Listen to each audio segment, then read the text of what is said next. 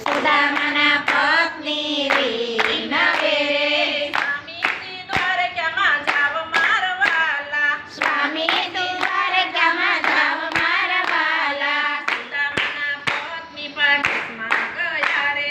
સુદામાના પત્ની પાડોશમાં ગયા રે. ત્યાંથી લાવ્યા તાંદુલ મારવાલા. ત્યાંથી લાવ્યા તાંદુલ મારા વાલા. તાંદુલની વાળી પોટલી રે. તાંદુલની વાળી પોટલી રે. લાકડી લીધી હાથ મારવાલા. લાકડી લીધી હાથ મારા વાલા. ત્યાંથી સુદામા સાળિયા રે. ત્યાંથી સુદામા ચાલ્યા રે. આવ્યા છે પોરબંદર ગામ મારવાલા. આવ્યા છે પોરબંદર ગામ મારા વાલા. આવી દરવાણિયાને પૂછ્યું રે. આવી દરવાણિયાને પૂછ્યું રે. પેલાના યા સતસંગ મારે. પેલા નાયા સતસંગ મારે. પછી નાયા ગંગાધીર મારવાલા. પછી નાયા ગંગાધીર મારા વાલા. આવી દરવાણિયાને પૂછ્યું રે. આવી દરવાણિયાને પૂછ્યું રે. કોના છે દરબાર મારવાલા. કોના છે દરબાર મારા વાલા. કોના છે દરબાર મારવાલા. કોના છે દરબાર મારા વાલા. નંદ બાબાના બેટડા રે. નંદ બાવાના બેટડા રે. કૃષ્ણ ગણા દરબાર મારવાલા. કૃષ્ણ તણા દરબાર મારા વાલા. આપણે મહારાજનો રાજીપો મેળવવાનો છે. ગુણાતીતાનંદ સ્વામી એમ કહે કે કોઈ એક જીવને સત્સંગ કરાવે ને તો એને બ્રહ્માંડ ઉગાયાનું ફળ મળે. ત્યારે આપણે એની કેન પ્રકારે કોઈ પણ જીવોને, કોઈ પણ મનુષ્યને આપણે આ ઉત્સવના માધ્યમથી મહારાજમાં જોડવાનો પ્રયાસ કરીશું અને સ્વામિનારાયણ ભગવાન અને એમના લાડીલા સંતોનો રાજીપો પ્રાપ્ત કરીશું. આમ તો વાલા ભક્તજનો, દુનિયાની અંદર એકબીજા માણસો મળે ને ત્યારે કોઈ એમ કે ગુડ મોર્નિંગ, કોઈ એમ કે નમસ્તે, કોઈ એમ કહે રામ રામ, કોઈ કહે જય સ્વામિનારાયણ. બધા જ અલગ અલગ શબ્દો છે એ બોલે. પણ સ્વામિનારાયણ સંપ્રદાયની અંદર મળ્યા હોય ત્યારે જય સ્વામિનારાયણ કહે, પણ જ્યારે છૂટા પડે ત્યારે એમ કહે જય સ્વામિનારાયણ રાજી રહેજો. શું કહે? રાજી રહેજો. સ્વામિનારાયણ સંપ્રદાય કે રાજીપાની પરંપરા છે અને આ ઉત્સવના માધ્યમથી આપણે રાજીપો રળવાનું કામ કરવાનું છે. તરોડા ગુરુકુળ આવ્યા છે. આજ સભાનું આજે આયોજન ગોઠવેલ છે. ખૂબ સરસ મજાનું આયોજન ગોઠવેલું છે. જય સ્વામિનારાયણ. જય સ્વામિનારાયણ. જય સ્વામિનારાયણ. જય સ્વામિનારાયણ. જય સ્વામી મિત્રો, ખૂબ લાઈક કરી રહ્યા છો, ખૂબ શેર કરી રહ્યા છો, ખૂબ સબસ્ક્રાઇબ કરી રહ્યા છો. આપનો ખૂબ ખૂબ આભાર. તમામ વિડીયો જોતા એને બધાને જાજાથી જય સ્વામિનારાયણ. એક પંચાળાની વાત કરી નાખું, નાનો એવો પ્રસંગ ઝીણાભાઈનો. ઝીણાભાઈની આ સ્વામિનારાયણ ભગવાન 6 થી 7 વખત એની ઘેરે આવ્યા છે અને ઝીણાભાઈ એટલે આમ ખૂબ મહાન ભગત થઈ ગયા સ્વામિનારાયણ ભગવાનના. એટલે સ્વામિનારાયણ ભગવાન સત્સંગ કરાવતા છે ઝીણાભાઈની ઘેરે. જ્યારે આવે ત્યારે સત્સંગની સભા રાખી હોય અને અમે ઝીણાભાઈ તો સત્સંગી હતા એટલે એનો સત્સંગ દરરોજ એની ઘેરે ચાલુ જ હોય. તેમાં વળી ભગવાન સત્સંગ કરાવતા હતા સ્વામિનારાયણ ભગવાન, અને એક દોઢ કોક આવ્યો કે આવું રોજ સત્સંગ તમે કરાવો તો એમાં થોડો બાજરો નીકળી જાય એવું બોલ્યો. એટલે સ્વામિનારાયણ ભગવાન સાંભળી ગયા કે કોણ હું બોલે છે, એટલે કે આમાં બાજરો થોડો નીકળે આવું બોલી ગયો. એટલે સ્વામિનારાયણ ભગવાન કહે કે બાજરો જોઈએ છે, એટલે કે હા. કે ખાવા તો જોઈએ ને કે સત્સંગ કરે બાજરો. એ કે તો તમે સત્સંગ કરાવો, સત્સંગ તમે સાંભળવા આવો ને દરરોજ 1 મણ બાજરો મળે તો એ કે તો કાંઈ વાંધો નહીં. તો પેલા માટીની કોઠીઓ હતી, ખબર હોય તો બધાની ઘેરે માટીની કોઠીઓ હતી ને ખાલી પડી હતી. એટલે ત્યારે ઝીણાભાઈ કે ઓલી કોઠી થોડીક બંધ કરી દો અને હાણું ઓલું બાજરો કાઢવાનું ને હાણું કે એ કે એને ગાભો મારજો, બંધ કરી દો. અને આ કોઠીમાંથી આ દરરોજ આ સત્સંગ કરવા આવે ને, જે સાંભળવા આવે ને, એને બધાને એક એક મણ બાજરો આપવાનો. એટલે જીણાભાઈને ખબર હતી કોઠી ખાલી છે, પણ મહારાજ કે એમ તો કરવું પડે.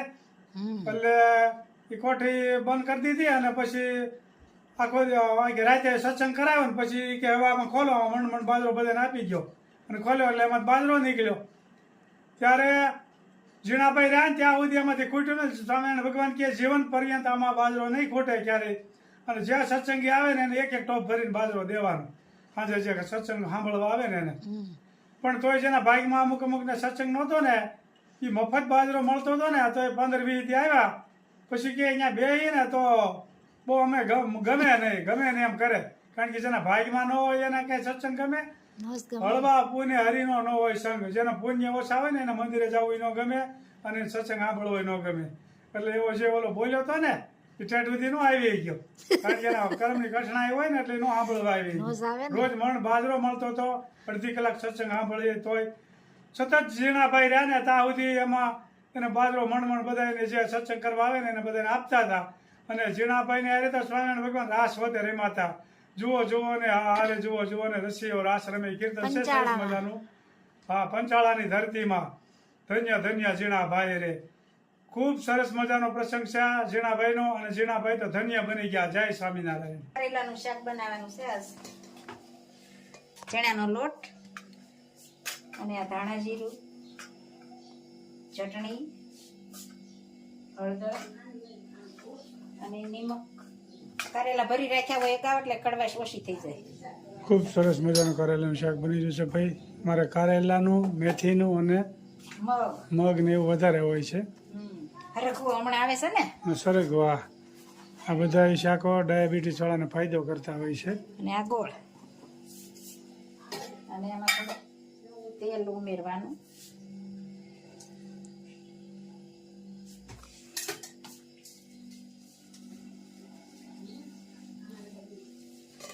સરસ મજાનો મસાલો મિક્સ થઈ રહ્યો છે.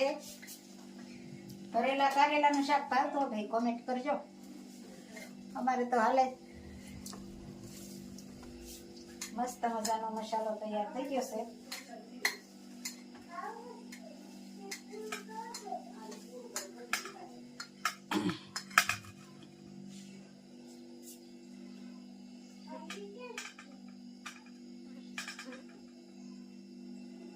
ધીમે ગેસે તેલ પણ મુકાઈ દીધું છે.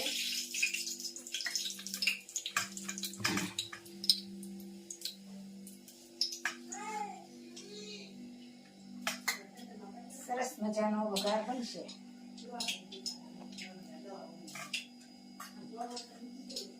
રાઈ, જીરું, મેથીનો પાવડર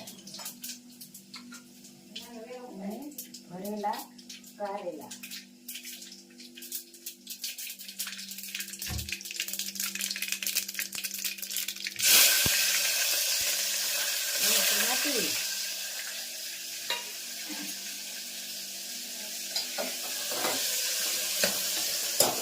સરસ મજાનું કારેલાનું શાક બની રહ્યું છે ભાઈ. મસાલો હોય ને ચણાનો લોટ એટલે થોડી વાર આનું શેકાવા દેવાનું. પછી થોડુંક પાણી નાખવાનું, રસો કરવો હોય ને એ પ્રમાણે. એટલે રસાદાર શાક. સરસ મજાનું કારેલાનું શાક ને કોમેન્ટ પણ સારી કરી જશે. તો બધાનો ખૂબ ખૂબ આભાર. બધાને જય સ્વામિનારાયણ, જય શ્રી કૃષ્ણ, જય જીનેન્દ્ર, જય સિયારામ, હર હર ભોલે મહાદેવ ને જય જલારામ બાપા. બેનિયાદ યવશર સે આનંદ તેમાં વળગી છે માયાની જાળ. અવસર સે આનંદ બેની એક સમય એવો આવશે. બેની ઓચિંતા નો લઈ જશે કાળ. અવસર આવો નહીં. બેની પરમ કૃપા